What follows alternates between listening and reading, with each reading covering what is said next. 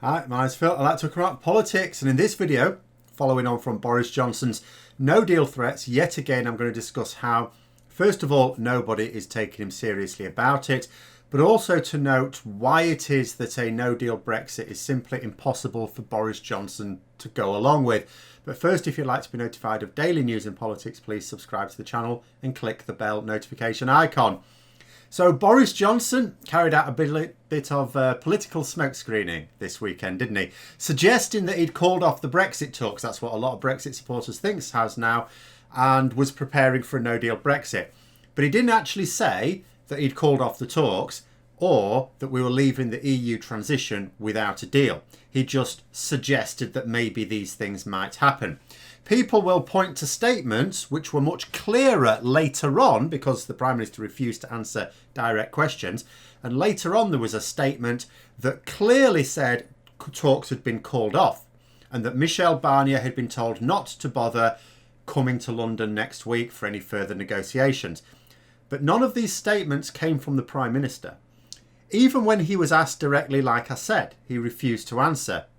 The statements were cheerfully bandied about by journalists who have long since abandoned any journalistic integrity and are completely unattributed. Who made these statements? We don't know. I mean, we do know. We can guess. But we don't know officially. You know, nobody can link these statements to a person, let alone a person who gets to decide these things. It should also be noted that the talks are going ahead. Michel Barnier has discussions arranged with David Frost for tomorrow. They were supposed to be physical meetings. He was supposed to be coming over to London. That is not now happening. They're going to be held remotely. But that is the extent of the, we'll show them, right, we'll have talks, but we're not supplying any biscuits. There's no point in you coming over. I mean, I think Michel Barnier can source his own biscuits. Now, as I said a couple of days ago, it's just another example, really, of Boris Johnson trying to threaten the EU with a no-deal Brexit because he has literally nothing else. That's all he has. His whole bag of tricks is actually just threaten a no-deal Brexit every time he pulls one out.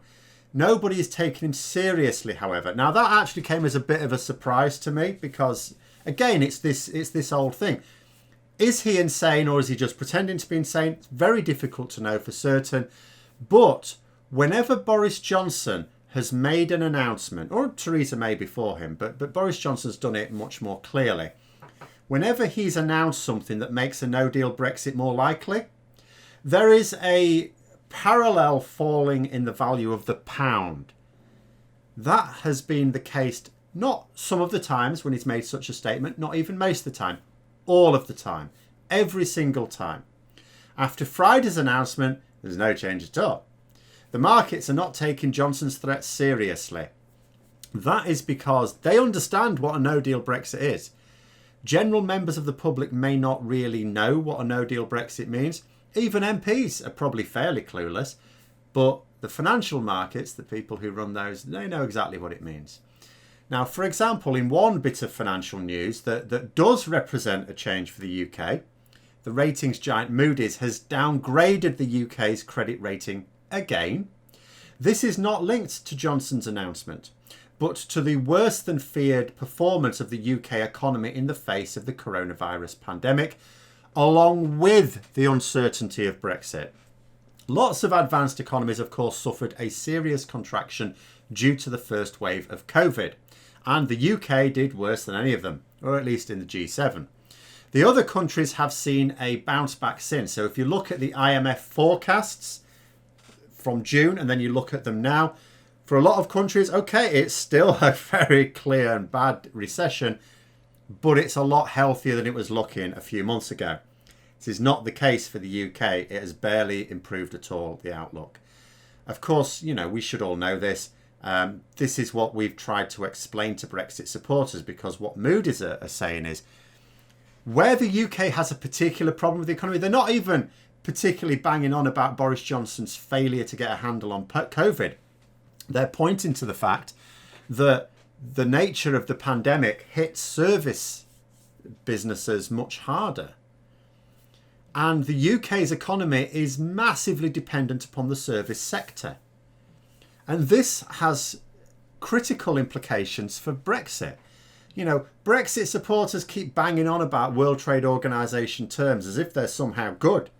I mean, if they were that good, why do countries go to extreme lengths to get out of them?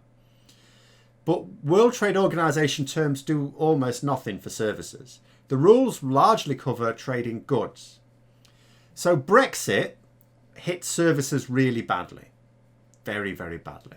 Frankly, without deals, we cannot trade in services competitively anywhere. So unless we happen to offer services that just aren't offered elsewhere, we're in trouble. And so far, we only have deals with a handful of nations. And none of those deals are better than what we had with the EU, and several are on worse terms. At 11 p.m. on December the 31st, 2020, if we have not agreed anything with the EU, then we will immediately screw our service industries. One very visible sign of this, which I was talking about this week, because the Transport Secretary was talking about it this week, is our planes will be grounded, at least the ones heading south and southeast. If you want to travel to the EU, you'll need to get either a ferry or to go through the Channel. Although someone did remind me, there is a third way actually. You could get a rubber dinghy and make the dangerous Channel crossing to France. Another visible result of a genuinely no-deal Brexit is increases in prices and shortages of food and medicines. This would be largely down to delays at the border, you know, driving up the cost of transport, of course, and also certain foods will spoil, so can't possibly get here because if the journey is too long, well, they don't last that long. To this end, the government has given out some more contracts to Brexit ferries to try and ease the situation.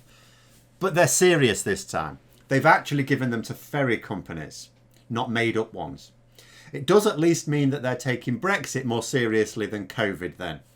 But the Road Haulage Association threw another spanner in the works because they pointed something out. Permits. So they said that we currently have 1,668 of the 33,000 EU haulage permits required to bring in things like food and medicines.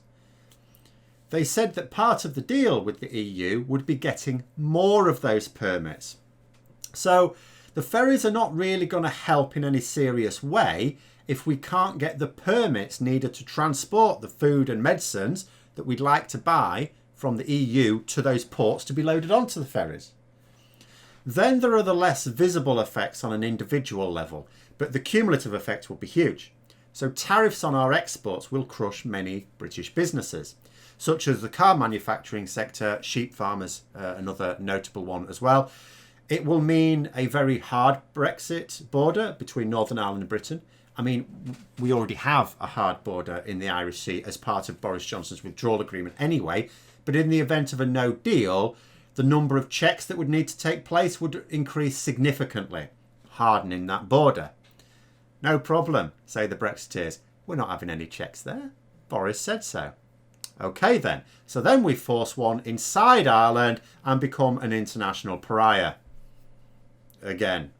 The United States won't even touch us, and Johnson is desperate, utterly desperate for US approval again and a nice shiny trade deal. Or even one covered in shit. Doesn't matter, he'll still tell us it's shiny. No, you can't see how shiny it is. Parliament, don't you remember? Parliament voted to keep the terms of the US deal secret for years after it was signed. You'll just have to trust me on this one. It's very shiny. You'll find out in 5 years' time how shiny it is.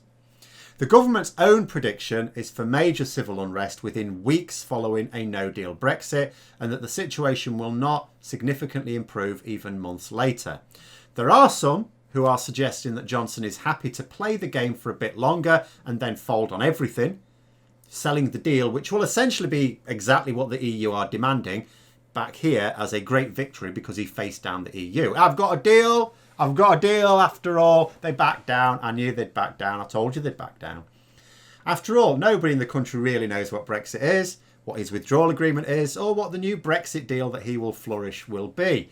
He'll easily be able to sell it as getting what he wanted without having to give up any sovereignty, because we didn't give up any sovereignty in being members in the first place. It'll work exactly like the Japanese trade deal. It's worse terms than we had as part of the EU, and it means we have to sign up to some tougher rules than the EU demanded of us. and yet it's been sold as this great trade deal. Years later, I am still to hear from any Brexit supporter one single thing that the EU have ever made me do that was an imposition. The same is true of people up and down the country. So they will never notice that there were no impositions as a member of the EU. That's not to say I think we'll get a deal. I think the financial markets are right not to take Johnson's threats seriously. I don't either. But getting Boris Johnson, a man who doesn't believe in anything other than his own ego, to agree to a deal largely in line with what the EU proposed months ago is one thing. That'd be easy. If that was all there was to it, piece of piss. But getting his Brexit supporting backbenchers to agree on something that keeps them happy is another thing entirely, and something I'm not sure to what extent the financiers are taking into account. I still think a no-deal Brexit is the most likely scenario, but I think it will be the accidental no-deal where Boris Johnson fails because he doesn't know what he's doing, rather than deliberately embracing a no-deal scenario that he knows he cannot survive long into 2021. But the current noise is just noise. We're banging on about fishing, for example. Again, I've said it before. Conservatives, even Brexit-supporting Conservatives, do not care about fishing. Why are we banging on about fishing so much? Nobody cares. Well, obviously fishermen care, but the Conservatives at large do not care. For the UK economy at large, as Macron pointed out last week, again, we won't care on those grounds either. If we don't get a deal with the EU, you could look at all the things we lose out on, but just look at the energy sector. Macron pointed out the energy sector. The total value of fishing in British waters is way less than the UK's market share of the EU energy sector. We would lose about 4 times as much by losing out on the EU energy market as depriving the EU from the British fishing market. Absolute nonsense. Are we really going to tell the EU that they can't have their slice of the fishing market, even if it means us losing magnitudes more of other markets in the EU? Don't be ridiculous. So the markets are right not to take Boris Johnson seriously. Boris Johnson is not seriously pursuing a no-deal Brexit. But that doesn't mean to say we won't get one. But those are my thoughts. Let me know yours in the comments below. Hope you found the video interesting. If you did, don't forget to click the like button. If you'd like to support the channel further, please also click the Patreon link for details. And until next time, I'll see you later.